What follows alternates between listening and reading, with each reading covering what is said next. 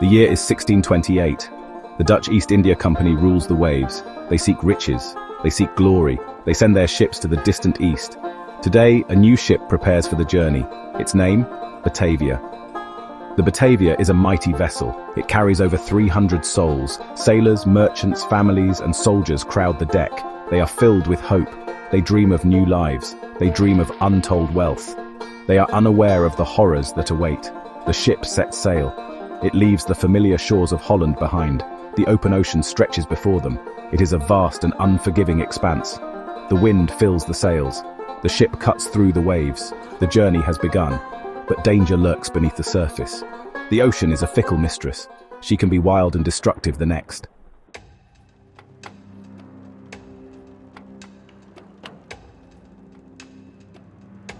Weeks turn into months. The journey is long and arduous. The passengers grow restless. The crew battles the elements, tensions rise, factions form, the seeds of discontent are sown.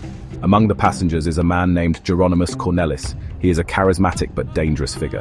He harbors dark ambitions. He sees opportunity in the growing unrest. He begins to plot and scheme.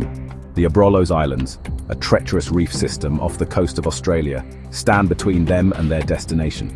The crew, weary from the long voyage, fails to spot the danger. In the dead of night, disaster strikes. The Batavia runs aground on the sharp coral reefs. Panic erupts on deck. They have sailed into a nightmare.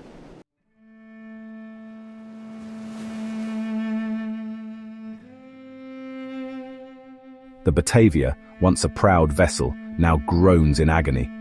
The jagged teeth of the reef tear at her belly. The ship splinters, the masts topple, the rigging hangs limp. It is a scene of utter devastation.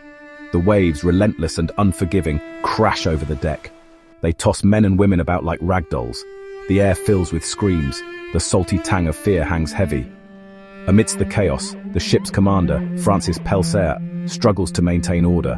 But his commands are lost in the wind. The crew, gripped by fear, fights for survival. Self-preservation trumps duty. As dawn breaks, the full horror of the situation becomes clear. The Batavia is beyond saving. Stranded on a desolate reef, they face a new and terrifying enemy, the unforgiving wilderness.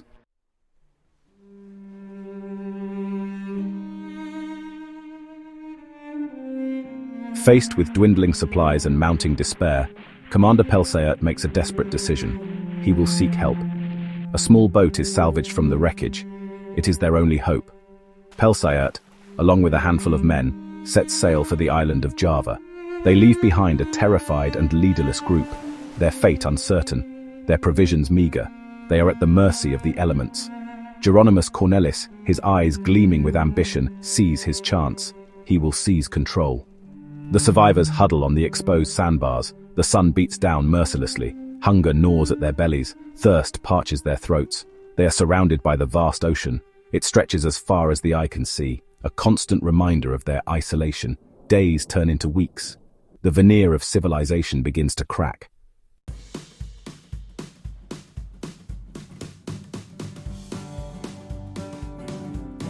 A glimmer of hope appears on the horizon. A small island, part of the Abrolhos chain, is spotted. It offers shelter. It offers the promise of fresh water and food. The survivors, their spirits lifted, scramble onto the island. The island, though a welcome respite from the unforgiving sea, is no paradise. Food is scarce. Water is hard won. The survivors are forced to adapt, to scavenge, to fight for every morsel. Jeronimus Cornelis, a master manipulator, begins to weave his web of deceit. He gathers followers. He promises them safety. He promises them power. He preys on their fear and desperation. Meanwhile, a young man named Weber Hayes emerges as a beacon of hope. He sees the darkness spreading through the camp. He vows to protect the innocent.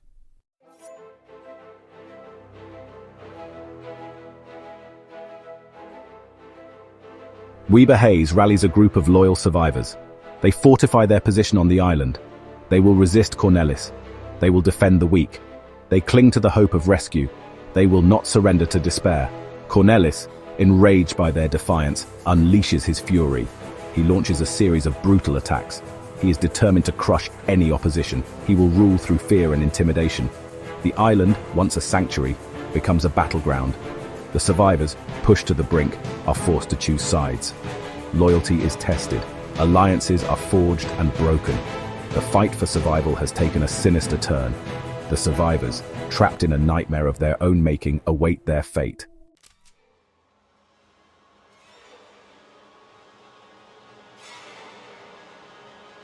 Geronimus Cornelis, fueled by a lust for power, tightens his grip on the island.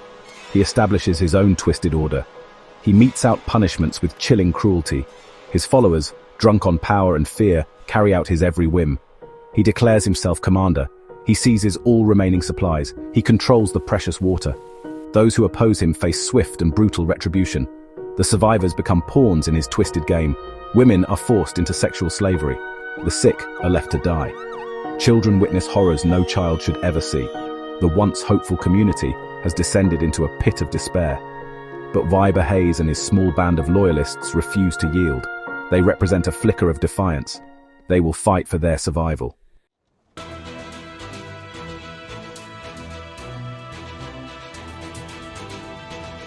Fear becomes Cornelis's most potent weapon. He uses it to crush any dissent. He rules with an iron fist. Whispers of rebellion are silenced before they can take root. He orchestrates a series of public executions. He forces survivors to participate in their own demise. He turns neighbor against neighbor. He breaks their spirits. He revels in their suffering. The island, once a sanctuary, now reverberates with the cries of the tormented. The sand, once pristine, is stained with the blood of innocence. The air, once fresh with the scent of the ocean, now carries the stench of death and decay. Yet even in this abyss of despair, a spark of humanity remains. The survivors cling to the belief that they will one day escape Cornelis's clutches.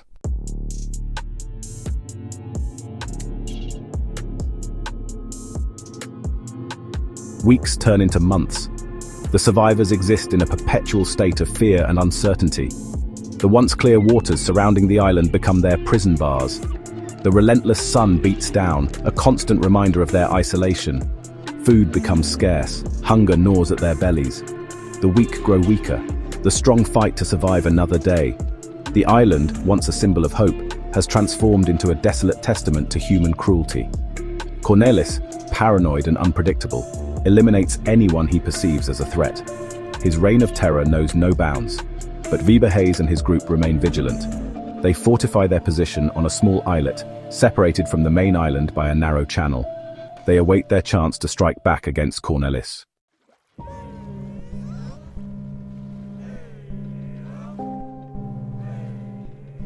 One day, a sail appears on the horizon.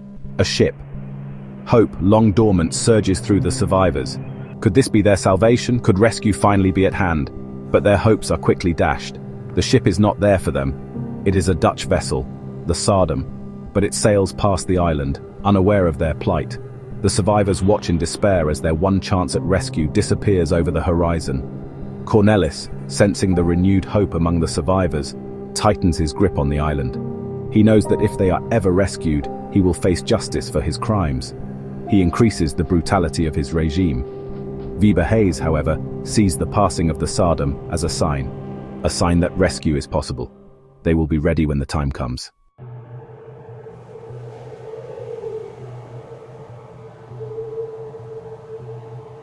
An uneasy truce settles over the island. Cornelis, his power seemingly absolute, allows a semblance of normalcy to return. He knows that pushing the survivors too far could spark a rebellion he might not be able to control. So he focuses his attention on fortifying the main island, preparing for the possibility of rescue and the inevitable reckoning that would follow. Weber Hayes sees through Cornelis's facade. He knows that the calm is merely a prelude to a storm. He uses the respite to further strengthen his defenses, to train his men, and to plan their next move. The island, bathed in the golden light of the setting sun, appears deceptively tranquil. But beneath the surface, tensions simmer.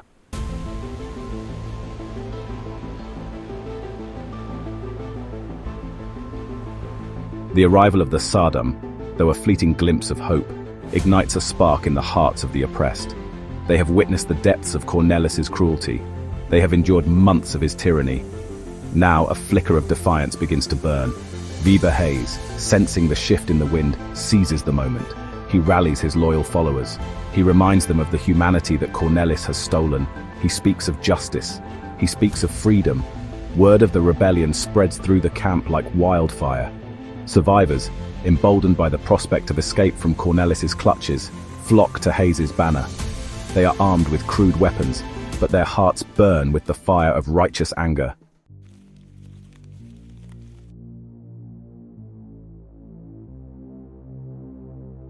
Weber Hayes knows that time is of the essence. Cornelis still holds the advantage. He controls the main island, the supplies, the weapons. Hayes and his followers are outmanned and outgunned. Their only hope lies in a daring gamble. Under the cover of darkness, Hayes leads his men across the narrow channel separating their islet from the main island. The water is treacherous, the current strong, but they are driven by a desperate hope for freedom. Cornelis's men, alerted to the rebellion, lie in wait. They are ready for a fight. As the first rays of dawn pierce the darkness, the two sides clash in a furious battle. The air fills with the clang of steel, the screams of the wounded, and the roar of muskets.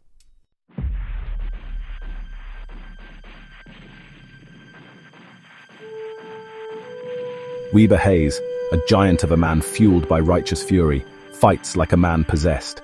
He wades into the heart of the battle, his crude clubs smashing bones and crushing skulls. His men, inspired by his courage, fight with equal ferocity. Cornelis, from atop a makeshift rampart, directs his forces. He screams orders, curses his enemies, his face contorted in a mask of rage and fear, but the tide of battle is turning against him. His men, demoralized by the rebels' tenacity, begin to fall back. The rebels, sensing victory, push forward with renewed vigor. They overwhelm Cornelis's defenses, their makeshift weapons finding their marks. Cornelis, realizing the battle is lost, attempts to flee.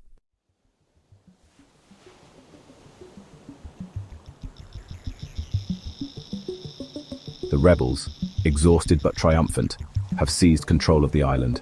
Their victory, however, is a bittersweet one. Many lie dead or dying on the blood-soaked sand. The horrors they have witnessed will forever be etched into their memories. The island, once a paradise, is now a graveyard. The stench of death hangs heavy in the air. The survivors, haunted by the ghosts of their fallen comrades, struggle to come to terms with the carnage they have wrought. Weber Hayes, now the de facto leader of the survivors, faces the daunting task of restoring order. He must find a way to unite the fractured community, to heal the wounds of the past, to prepare for the uncertain future. He knows that justice must be served.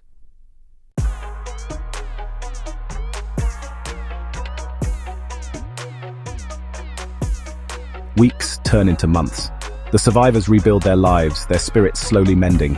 They cling to the hope of rescue, their eyes constantly scanning the horizon for a sail. The memory of the Saar Dam serves as a constant reminder that the outside world still exists, that their ordeal might one day come to an end. Finally, after what feels like an eternity, a sail appears on the horizon. This time, it is not a false hope. It is a Dutch ship, the Dordrecht, arriving to investigate the fate of the Batavia. The survivors, overjoyed and terrified in equal measure, greet their rescuers with a mixture of relief and trepidation. They know that their ordeal is over, but they also know that they must now face the judgment of their countrymen. The arrival of the Dordrecht marks the end of one chapter in the Batavia's tragic tale, but it also marks the beginning of another. The legend of the Batavia will live on, a cautionary tale of shipwreck, mutiny, and the struggle for survival in the face of unimaginable darkness.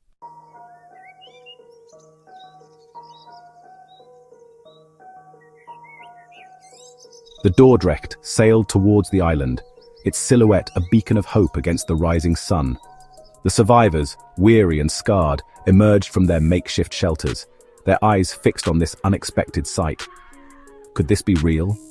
Was this truly their salvation arriving after an eternity of despair? As the ship drew closer, a small boat was lowered. Aboard were armed men, their faces grim, their eyes scanning the shore. Word had reached Batavia of the shipwreck, but rumors were already swirling of unimaginable horrors unfolding on that remote island. The rescuers were prepared for anything. Weber Hayes, his face etched with the ordeal, stepped forward.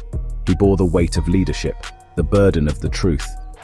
He knew the rescuers would be shocked by what they found, a decimated community, forever marked by the brutality they had endured. The reunion was a mix of joy and sorrow. Tears of relief streamed down faces etched with pain. The survivors, broken yet unbowed, were finally free from their island prison. But the shadows of mutiny and murder lingered, a haunting reminder of the darkness that had taken root.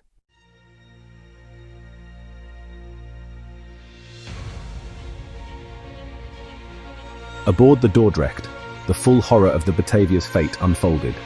Geronimus Cornelis, stripped of his power, was a pathetic figure. His lies and manipulations were laid bare.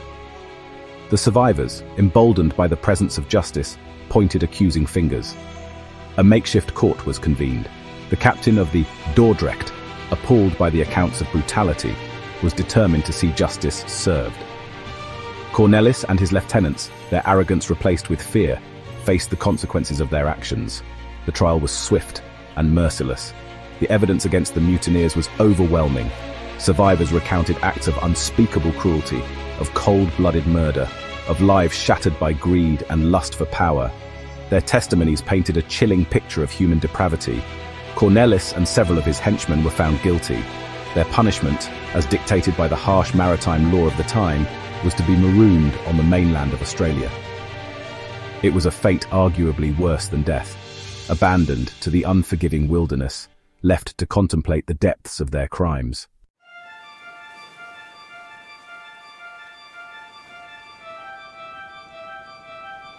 For the remaining survivors, the journey back to Batavia was bittersweet. Relief warred with the trauma of their ordeal. They had survived the shipwreck, the mutiny, the island's brutality. Now, they faced a different kind of storm, the judgment of society. Rumors of the mutiny had spread like wildfire. The story of the Batavia became a cautionary tale, a chilling example of the darkness lurking within the human heart.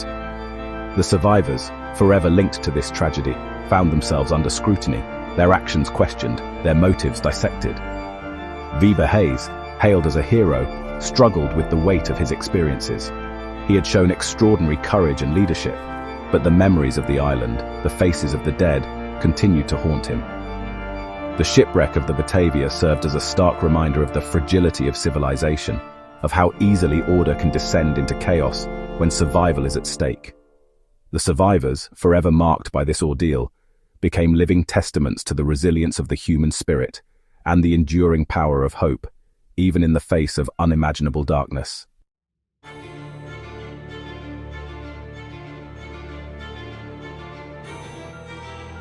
The tale of the Batavia, though centuries old, continues to resonate. The shipwreck site, a watery grave, is now a protected archaeological site, a tangible link to that fateful voyage. Artifacts recovered from the wreckage offer glimpses into the lives lost and forever altered. But the true legacy of the Batavia lies not in the wreckage, but in the story itself. It serves as a stark reminder of the duality of human nature, our capacity for both great compassion and unimaginable cruelty. The mutiny, a microcosm of societal breakdown, forces us to confront uncomfortable truths about ourselves, about the thin veneer that separates civilization from chaos. The echoes of the Batavia's mutiny can be felt in literature, film, and art. It is a story that continues to fascinate and horrify, a cautionary tale passed down through generations.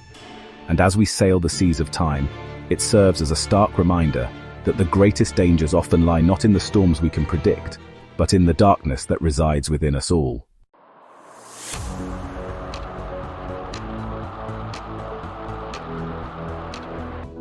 The Batavia's voyage, meant to be a journey of exploration and riches, ended in tragedy and bloodshed. The echoes of that fateful voyage continue to resonate centuries later. The shipwreck, a watery grave, became a stark reminder of the sea's capricious nature. The mutiny exposed the darker side of human nature. Desperation quickly morphed into cruelty. Geronimus Cornelis, the ruthless mutineer, became a cautionary tale. Amidst the darkness, there were glimmers of hope. Weber Hayes, the courageous soldier, embodied the spirit of justice. His bravery and the resilience of the survivors serve as a testament to human strength. The Batavia shipwreck, a tragedy etched in history, continues to captivate. It is a story that transcends time, a reminder of human fragility and enduring hope.